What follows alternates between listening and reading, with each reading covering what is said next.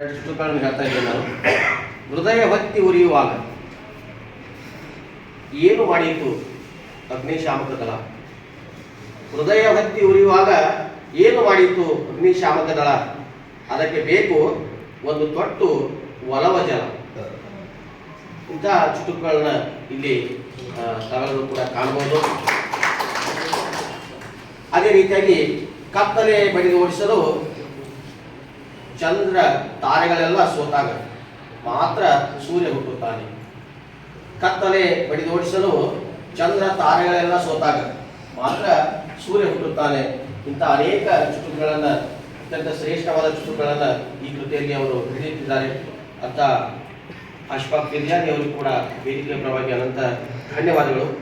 ಈಗ ಈ ಕಾರ್ಯಕ್ರಮವನ್ನು ಉದ್ದೇಶಿಸಿ ಮುಖ್ಯ ಅತಿಥಿಗಳ ಸ್ಥಾನವನ್ನು ವಹಿಸಿರುವಂತಹ ಶ್ರೀ ಉಳವಯ್ಯ ಹಿರೇಮಠ ಅವರು, ಸದಸ್ಯರು ಕರ್ನಾಟಕ ಕಾರ್ಯನಿರತ ಪತ್ರಕರ್ತರ ಸಂಘ ಜಿಲ್ಲಾ ಘಟಕ ಬೆಳಗಾವಿಯವರು ವೇದಿಕೆಯನ್ನು ಕುರಿತು ತಮ್ಮ ನುಡಿಗಳನ್ನು ಅರ್ಪಿಸಬೇಕಂತ ಹೇಳಿ ಅವರಲ್ಲಿ ವಿನಂತಿಸಿಕೊಳ್ತಾ ಇದ್ದಾರೆ.